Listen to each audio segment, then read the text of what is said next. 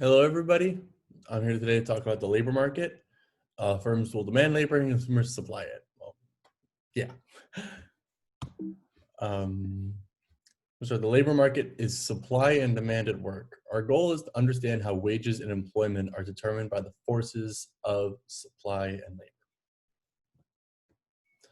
Important stuff before we start. Labor is a good. Consumers will supply the good and firms will demand the good. In the labor market, wages and employment are determined by the intersection of a downward sloping demand curve and upward sloping labor supply curve. Like over there, I pointed like you could see my hand, like in the picture. Wages are the price, the P of labor, and hours of work or employment are the quantity Q of labor. Now, why does the labor demand slope downwards? It's the law of demand. Firms demand labor. If the wage is high, employers hire fewer employees and stay open less. If the wage is low, employers will hire more employees and they'll stay open longer. Now, why does the labor supply slope upwards? It's the law of supply. Consumers supply labor. If the wage is low, employees prefer to take other jobs. If the wage is high, employees will flock to these high-paying jobs. We have an example of hairstylists. If you read the other two graphs, they're also still hairstylists. The textbook really liked this for hairstylists. I didn't know the hairstylists, but we're going with it. So for an example, hairstylists, what determines the wage of hairstylists? It's determined by an upward sloping labor supply curve, hourly wage, how many hours worked, and then a downward sloping labor demand curve. And the price in the labor market is an hourly wage and the quantity is measured in hours of work. The hairstylist in this example would be paid $12.50 per hour. That's the equilibrium. Yeah. Labor demand, the employer. Our goal is to understand how employers will decide how many workers to hire. So how many workers to hire and at what price? In a competitive labor market, employees pay the market wage. We're going to calculate the marginal cost and benefit of one more worker.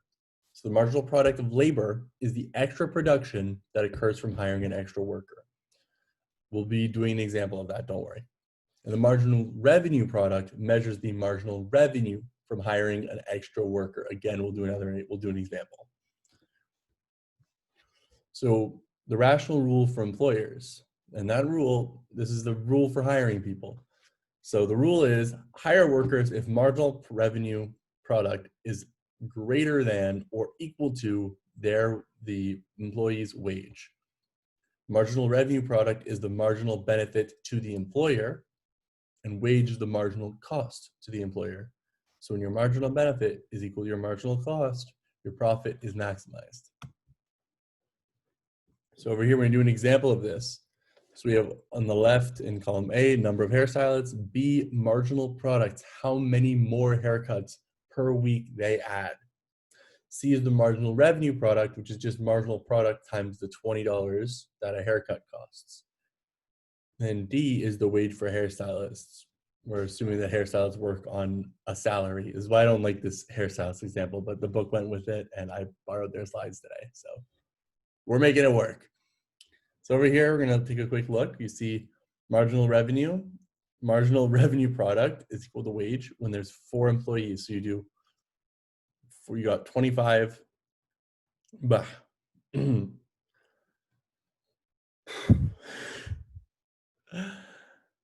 right, yeah. So your marginal revenue product, your marginal product times $20 per haircut.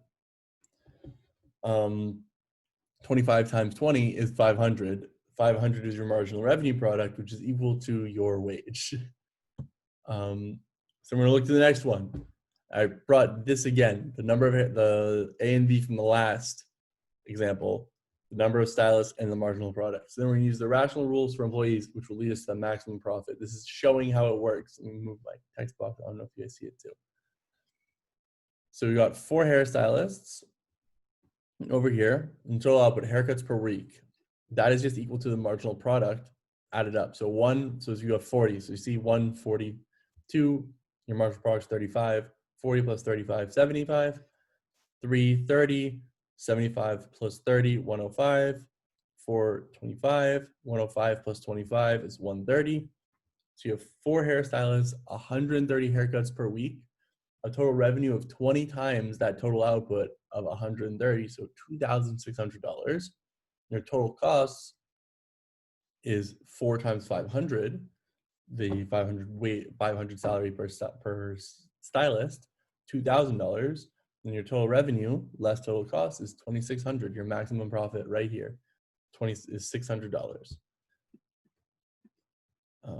I don't know why the book decided to give an example where there's another 600, but that's what they did.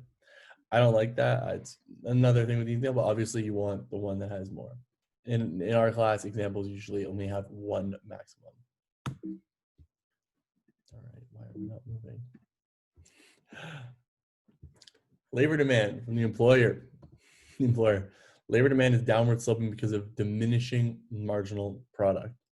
As you saw here, the marginal product decreased as you added more laborers, more stylists. The marginal product decreases with every single one. So the labor demand is downward sloping because of this. Now, what shifts labor demand? Changes in product demand, increase or decrease. Say people want more haircuts, people want less haircuts. It's in Montreal, we're back in where I'm living is back in lockdown. So the demand for haircuts dropped. So my barbershop, which I went to today because it's the last day of lockdown, they just reopened, only had one guy in. They're not getting enough haircuts. They're not getting enough people showing up for haircuts. So they only have one guy in. And now there's like changes in another thing that will shape would be the changes in the price of the capital, like relatively. Say you're an apple farmer and so you make your money by selling apples, and the price of apples increases, and now you have more money, so you can hire more. Better management and productivity gains. You got better management, you can make more done. You get better workers, you can get more done. All that. You demand less labor if you have better managers and more productive employees. And non-wage benefits, subsidies, and taxes will also shift labor demand. If you have to pay a lot of extra subsidies and taxes and for benefits for your employees, you might hire less employees. But if you get a bunch of subsidies to pay for more employees, you'll hire more employees. We're going to do an example really quick. The effect of changes in demand. So our example, you own a factory that employs people for $10 an hour. You employ each worker 8 hours. Your employees each work 8 hours. The labor demand curve can shift because of a price increase. Say the competitive wage, other factories start paying their workers $15 an hour. You're not getting enough laborers. You have to meet that $15. So you now have to pay $15 an hour for the same work. Your curve shifted. So you can either work more hours or you pay them 15 up here. Changes in slope or of the labor demand curve. Our next example, say the government implements a progressive tax. The tax increases as wage increases. You only need 8 hours of work per worker. So your slope can become very steep because the more you hire, the more you have to pay extra to the government as a tax. And I mean, this is a very, very steep curve. I don't know that you'd see a real world tax that progressive. But just for the example, you got a progressive tax and suddenly your labor demand curve is so steep. Yeah. All right. Thank you. I hope you learned something. And yeah, have a great day.